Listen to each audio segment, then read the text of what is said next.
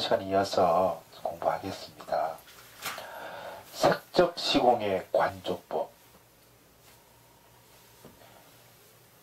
실로 우리 불자들은 본래 무인물 임을 깨닫고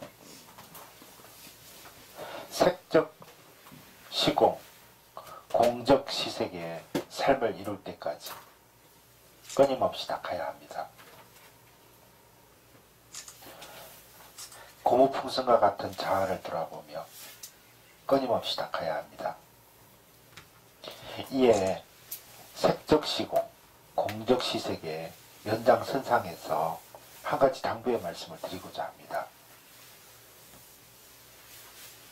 곧 생활 속에서 또 기도하고 참여하며 고무풍선과 같은 나의 실체를 자주 간조해 보라는 것입니다. 이제까지 여러 번 이야기하였듯이 우리들 삶의 모든 문제는 나아자, 아에 봉착되어 있습니다. 나와 내 것 이라는 그 이기심으로 말미암아 탐욕과 분노와 어리석음의 삶을 사는 것입니다. 따라서 고무풍선과 같은 자아가 본래 무인물이요 공, 빌공자, 공이라는 것을 관조하며 닦아가야만 색적 시공, 공적 시색 의 삶, 대우주법계인 참 진짜 빌공자, 진공 속에 묘할 묘자, 쓸 용자, 묘용을 한껏 마련하여 영원하고 행복하고 자유롭고 청정한 삶을 살 수가 있습니다. 결코 내가 공이라는 색적 시공의 깨달음은 저절로 주어지는 것이 아닙니다. 원리로는 알았다 고 할지라도 현실에서는 색이 곧 공이라는 진리를 생활하기는 쉽지는 않습니다. 중생이라는 탈을 쓰고 세세생생 너무나 오랫동안 자아의 노예, 이기심의 노예로 살아왔기 때문입니다. 색에 대한 집착, 나에 대한 집착, 욕망에 대한 집착은 비워야지 하면서도 문득 나에게 맞으면 탐심을 일으키고 나에게 맞지 않으면 분노, 짜증, 신경질 등의 진심을 내며 탐심, 진심을 쫓아 갖가지 어리석은 짓을 저지르는 것과 동시에 교만, 의심, 고집까지 동원하며 나의 행복과 평화로움을 가두어 버립니다. 마치 고무풍선을 나를 삼고 그 속에 온갖 것을 가두어 놓은 것처럼 따라서 참으로 행복하고 평화롭게 살고자 한다면 평소에 색적 시공, 공적 시색,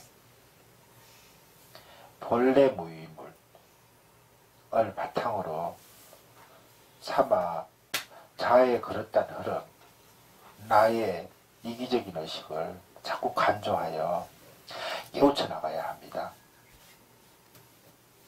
본래 무인물인 자아를 벗어버려야 합니다. 그런데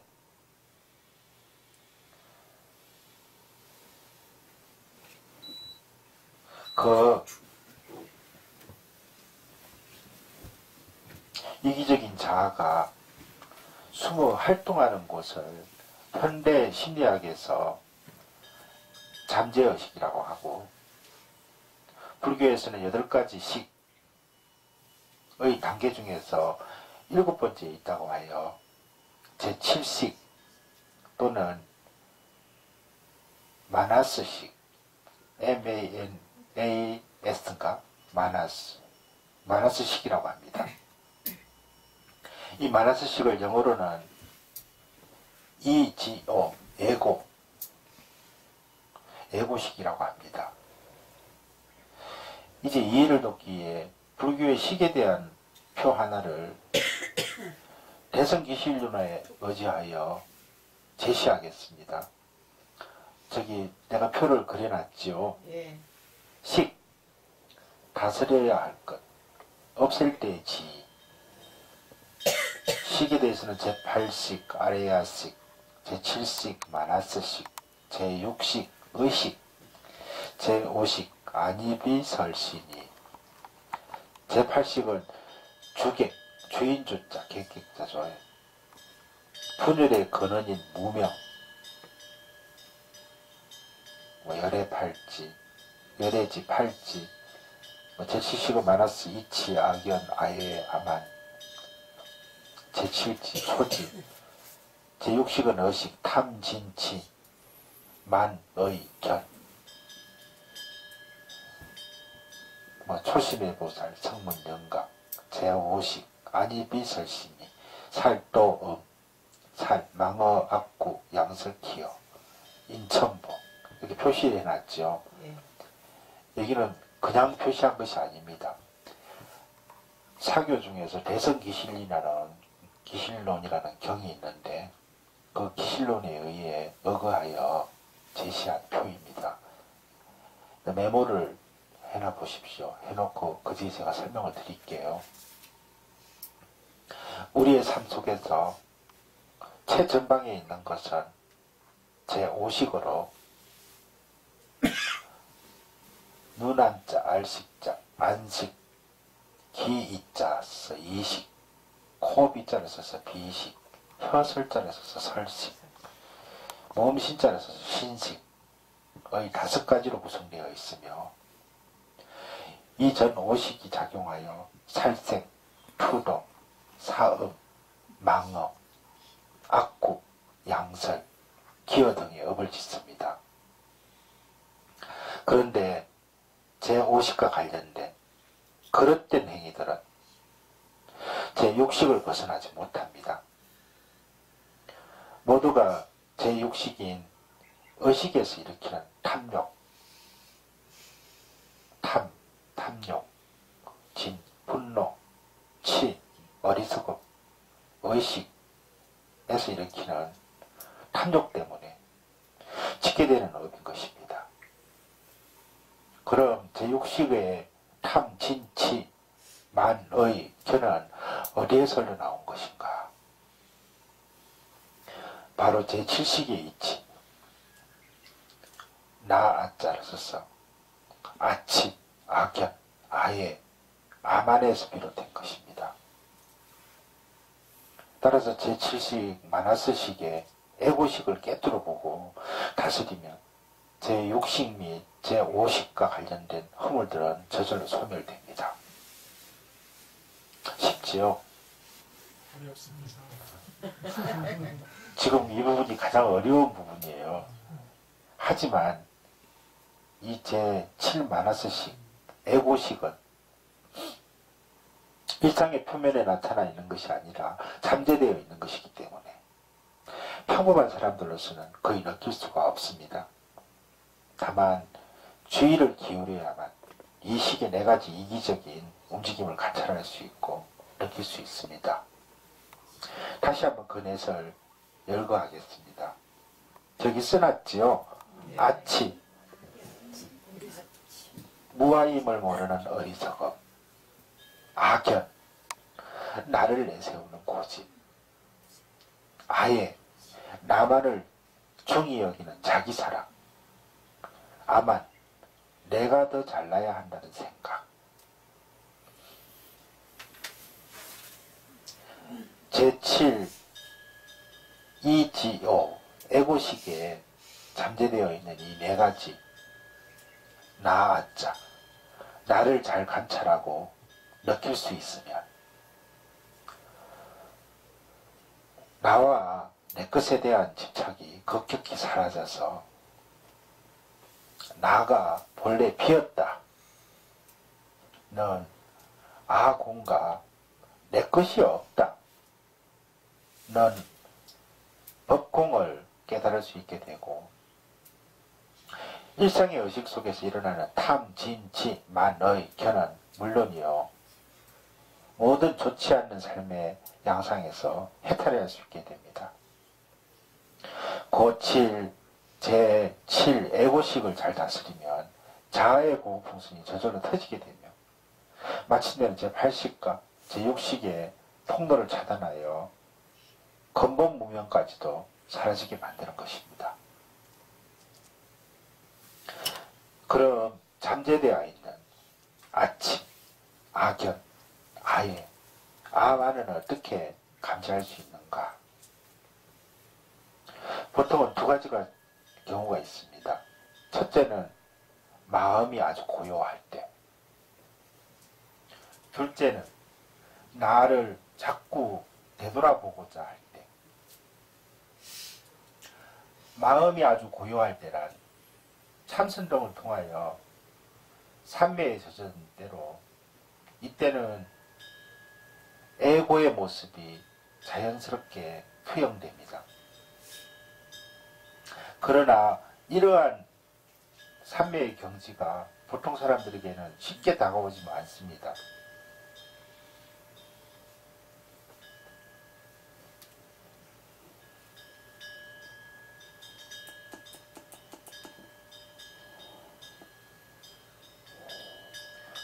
그리고 참선 등을 할 때는 이러한 것이 보이는 것까지 일종의 마구니, 마장, 장애로 보고 있으므로 여기에서는 굳이 언급하지 않겠습니다.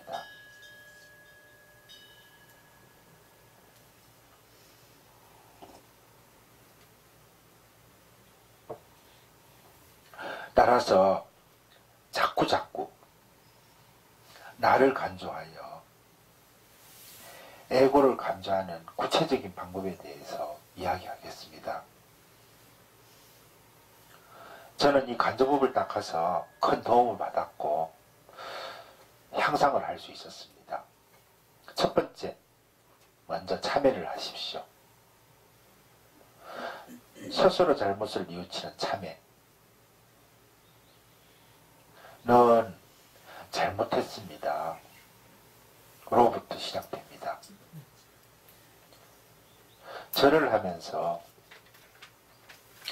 참회에도 좋고 관세음보살, 지장보살, 마하반야 바라밀 등의 연부를 하면서 참회에도 좋습니다. 참회의 구체적인 방법은 졸저 참회 기도법에서 서술하였으므로 참고하시기 바랍니다. 두 번째, 겉으로 연불 또는 절을 하고 마음속으로는 잘못했습니다 를 염하다가 과거의 어떤 잘잘못이나 현재의 어떤 생각이 떠오를 때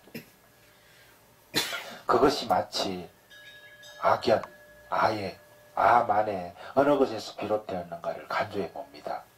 예를 들겠습니다. 어제 친구를 만나 거만한 자세로 퍼부었던 핀잔.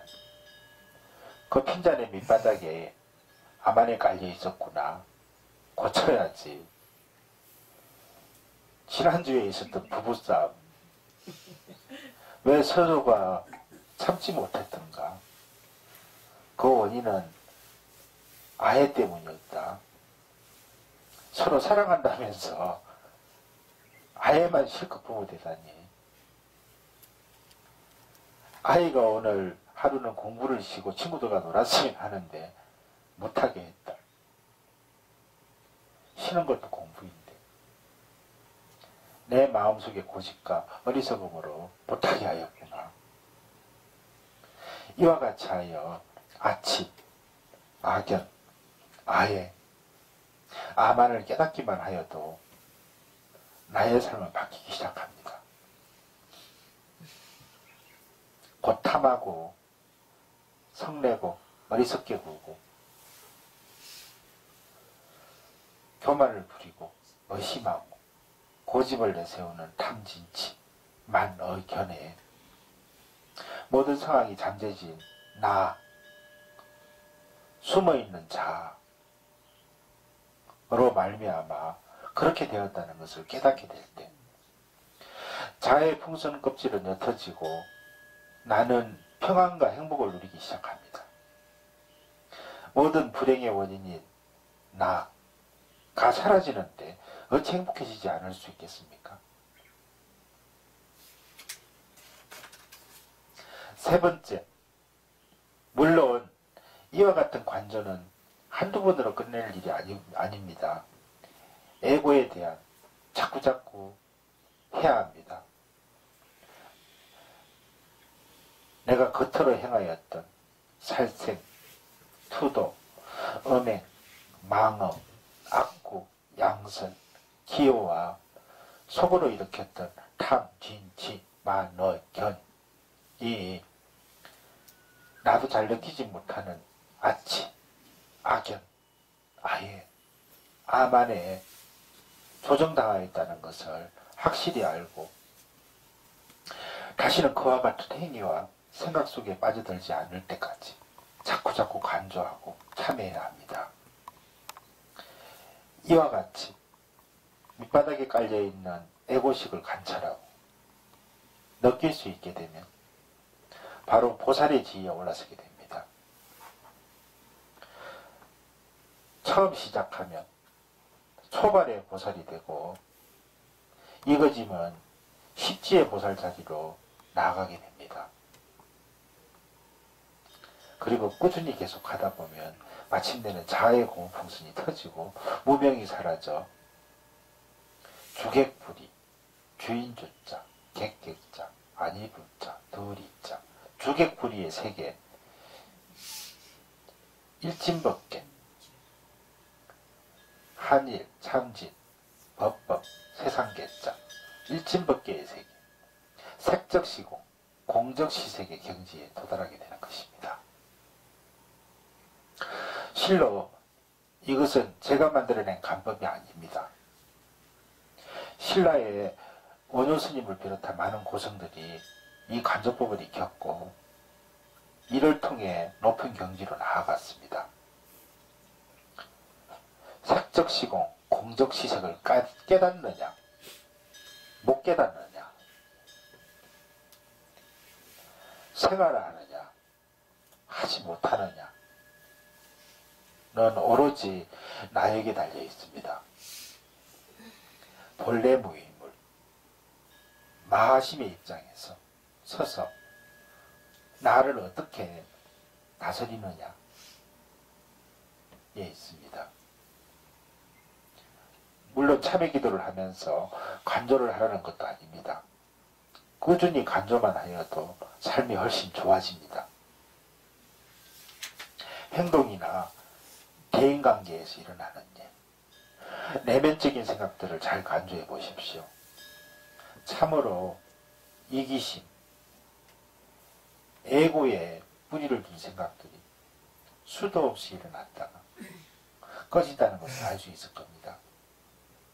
것입니다. 이러한 생각들을 잘 다스리는 것, 곧 이 생각들이 무명의 뿌리를 둔 이기심에 의해 더덥고 실체 없이 일어난다는 것을 깨달아 그 에고를 놓아버릴 때 우리는 색적시공을 성취하게 되고 그 즉시에 공적시색의 대자유와 대성취를 만끽할 수 있게 됩니다.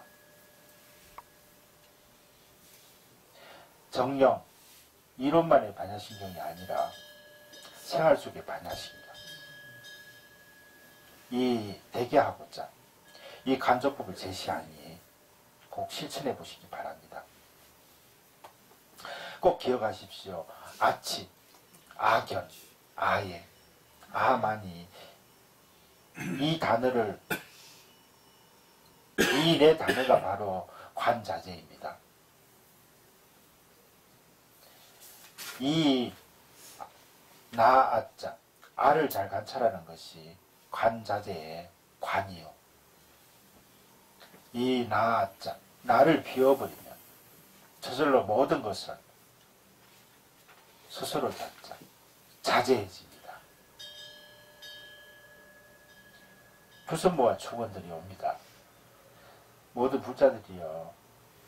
아치, 아견, 아예, 아만을 잘 간주하여 꼭 색적시고 공적시색의 경지를 체득하고 대자재와 대평화와 대행복의 묘용을 한껏 누리옵소서.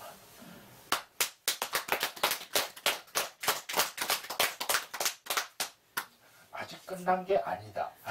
아니다. 제법공상. 예. 오늘은 강의를 좀 짧게 하려고 그랬는데 짧게 할게요. 괜찮아요. 제법공상, 사리자, 시제법공상, 불생불멸, 불구부정, 부정불감.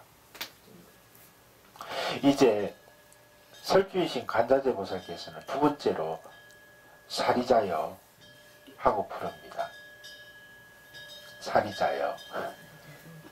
반야신경에서는 사리자의 이름을 부른 것은 바로 앞에 색불이공 공불이색 말고는 이 구절뿐입니다. 이 두 구절이 가장 요긴하고 난해하여 특별히 마음을 모아야 할 대목이기 때문에 이름을 부른 것입니다. 아셨죠? 예. 지금 우리가 반야신경 공부하는 것은 건강경 공부를 하기 위해서 연습하는 거예요. 감사합니다. 그리고 경에서는 사리자여 라고 하였지만 달리 이야기하면 지금 반야신경을 독송하며 깨달음을 열고 있는 우리들 자신을 부르고 있다는 것을 잊어서는 안 됩니다. 따라서 이 구절을 읽을 때는 사리자 대신 자신의 이름을 대치하거나 나의 이름을 부르는 듯이 느낄 수 있으면 더욱 좋습니다. 아셨죠? 네. 그럼 건강경에서는 수보리로 부르면 똑같겠습니다. 관자재보살께서는 주의를 환기시키고 마음을 잘 모으도록 하기 위해 이름을 부른 다음 시제법공상이라 하셨습니다. 이 모든 법의 공합 모습은 이라고 하신 것입니다. 여기서 우리는 법이라는 단어에 대해서 잠깐 살펴볼 필요가 있습니다. 법은 범어, 다르마, 스펠링으로 DHARMA, 다르마를 뜻으로 번역한 단어입니다. 이 다르마는 불교에서는 처음으로 사용한 단어가 아닙니다. 약 4000년 전에 인도 고대 문헌인 베다라고 들어보셨죠? 베다에서 가끔 보이고 그 뒤에 힌두교 성경에서도 절개 사용되었던 용어입니다. 이 다르마는 유지한다, 질서를 지킨다 는 뜻의 DHR, 다르 라는 동사어근, 그러니까 움직일 동자, 말사자, 말씀어, 뿌리근자, 동사어근 무슨 말인지 알죠? 에서 파생된 말로서 처음에는 무엇을 유지하는 것, 질서를 지키는 자 등의 의미로 사용되었습니다. 그러자 인도 철학이 발달하면서 매우 다양한 뜻을 지닌 말로 사용되었는데 크게 10가지 정도로 정리할 수 있습니다. 내가 잘 불러드릴게요. 첫 번째, 삼가, 그릇된 풍습, 관례, 행위급업. 두 번째, 책임, 의무, 도리. 세 번째, 사회적인 제도와 질서. 네 번째, 덕, 선행. 다섯 번째, 전 세계의 기초. 여섯 번째, 종교적인 의무. 일곱 번째, 보편적인 이의가 있는 이치리, 이법, 진리, 진실, 진리에 기합하는 규법. 아홉 번째, 본질, 성질, 특징 또는 본성, 속성의 특성. 열 번째, 의식의 대상이 되는 것. 그거 방구 꼈어요? 아, 이거 방송 나가는 거죠. 그냥 넘어가 주세요. 한번 웃고 넘어가게요. 좋아요. 범인은 가만히 있으시기. 예, 살짝 조시는 것 같아서. 인도에서 발생한 불교는 이러한 다양한 의미를 모아 수용하면서도 특히 두 가지 측면에 초점을 맞추어 다르마, 곧, 법의 뜻을 강조하고 있습니다. 첫째는 해탈의 의지처가 되는 부처님의 가르침입니다. 곧 삼보의 하나로서 이 법을 불교에서는 교법이라고 합니다.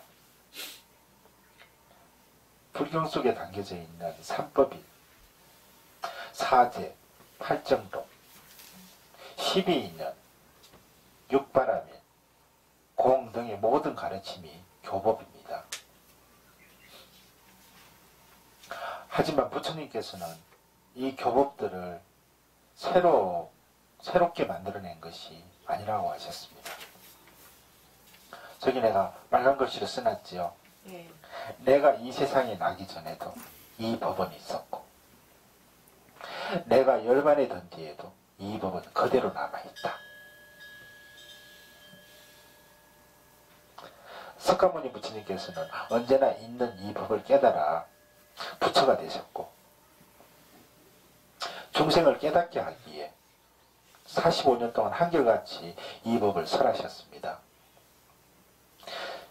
소승불교에서는 부처님께서 설하신 것만을 법이라고 하였지만 대승에서는 어느 때 어느 곳을 가릴 것 없이 항상 충만되어 있는 진리를 법으로 정의하였습니다. 이러한 법의 뜻에 따른다면 중생의 고통과 불안을 덜어주고 행복과 평화로운 삶을 열어주는 가르침이 부처님의 교법이요. 부처가 될 수 있는 방법을 설한 것이 불법인 것입니다. 법의 두 번째 뜻은 사물, 존재하는 어떤 것입니다. 이 세상에 존재하는 것 하나하나를 다 법이라고 합니다. 바로 우리들 의식의 대상이 되는 사물이나 현상, 개념 등이 모두 법인 것입니다. 시제법공상, 제법은 여기에 해당하며 정신적인 것이든 물질적인 것이든 대상화되는 일체의 것들을 모두 포함하고 있는 단어입니다.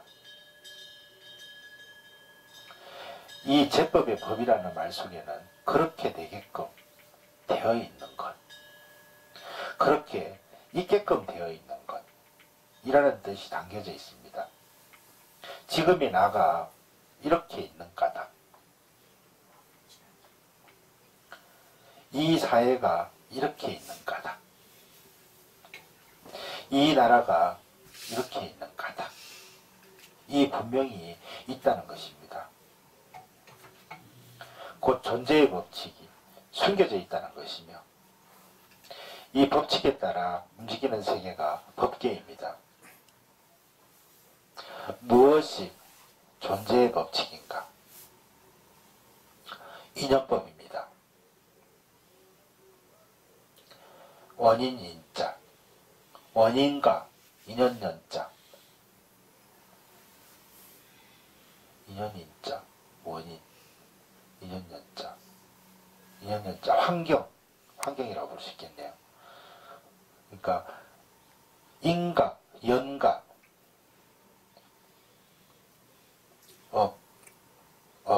업이라고 행위, 업과, 가부할 때 결과, 네 글자로 구성된 인, 연, 업, 과, 네 글자로 구성된 인연법에 의해 모든 것이 있게끔 되고 되게끔 된다는 것입니다. 내가 머릿속에 아는 것도 이렇게 설명을 하니까 힘드네. 쉽게 설명을 하려는데, 탐욕과 분노와 어리석음에 사로잡힌 인연이 계속되면 지옥, 악이, 축생의 세계라는 사막도 속으로 빠져들게끔 되어 있고, 도시, 지계, 인욕 등의 좋은 인연을 쌓으면 보다 향상된 세계로 더욱 나아가 선정과 지혜를 익히면 부처님의 경지로 나아가게끔 된다는 불변의 사실을, 그렇게 되게끔 되어 있는 존재의 법칙이라고 하는 것입니다. 여기서 우리는 한 가지 사실에 주의하여야 합니다. 존재의 법칙인 인연법, 이것이 인, 연, 업, 가, 네 글자의 순서 따라 단순하게 전개되는 것이 아니라는 사실입니다. 우리의 마음가짐, 그러니까 마음가짐이 환경을 만나 갖가지 업을 짓고 가보를 받는다는 식의 일직선적인 논리로만 전개되는 것이 아니라 매우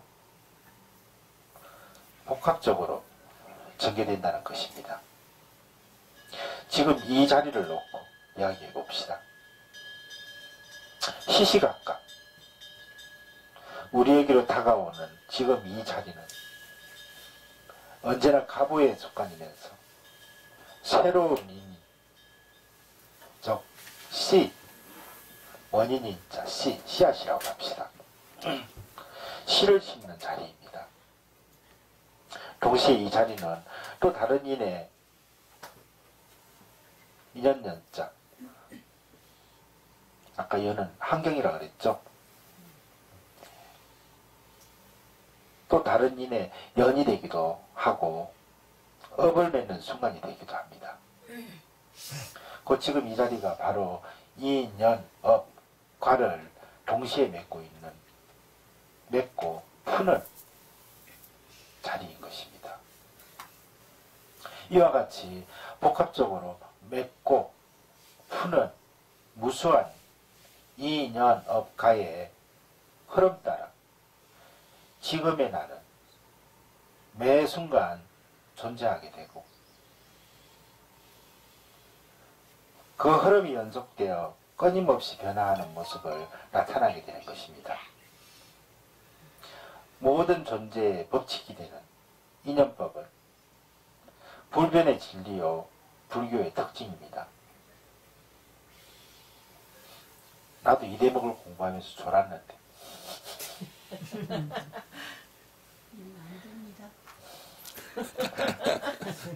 내가 그래서 좋아하죠. 신대원 목사님을. 이 인연법이야말로 부처님의 위대한 발견인 것입니다. 이 글을 쓰다가 줄었는데 다시 쓴 대목이에요. 우리가 불교를 믿어서 향상된 삶을 이룰 수 있는 까닭. 이 까닭도 인연법에 근거를 두고 있습니다. 비록 이제까지 탐욕과 분노와 어리석음 속에서 살아왔고 나쁜 업을 많이 지었다고 할지라도 지금 이 자리에서 신심으로 참여하고 맺힌 것을 풀면은 새로운 모습으로 탈바꿈하여 복을 얻게 되고 깨달음을 이룰 수 있게 되는 것입니다.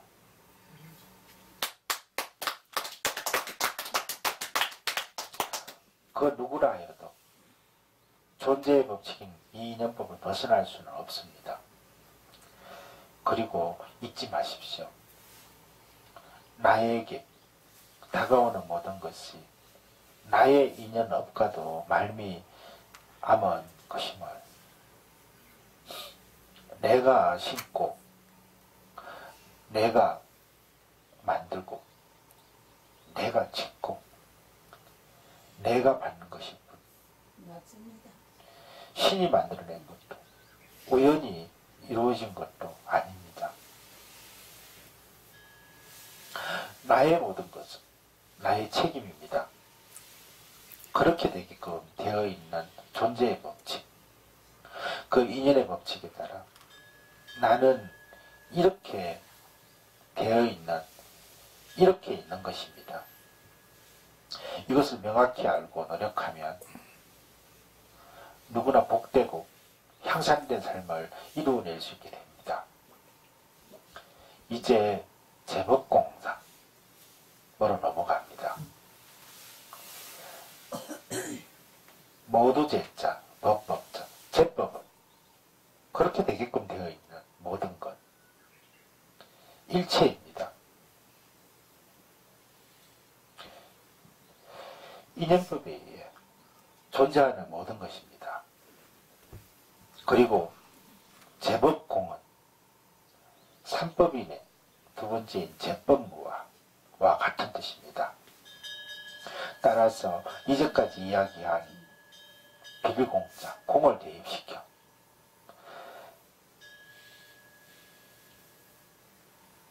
제법공상을 해석하면 다음과 같이 풀어낼 수 있습니다.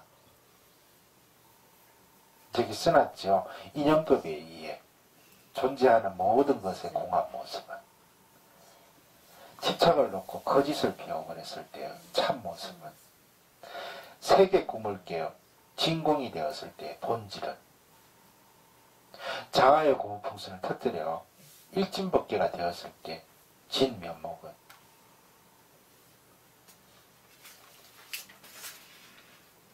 과연 그 상,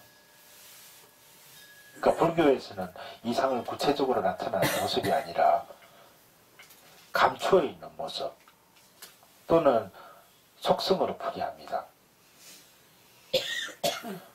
과연 그 상이 어떠할까요? 불생불멸이요, 불구부정이며 부정불감이라고 하였습니다.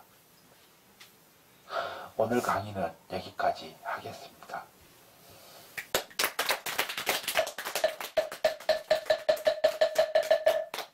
자, 수고하세요.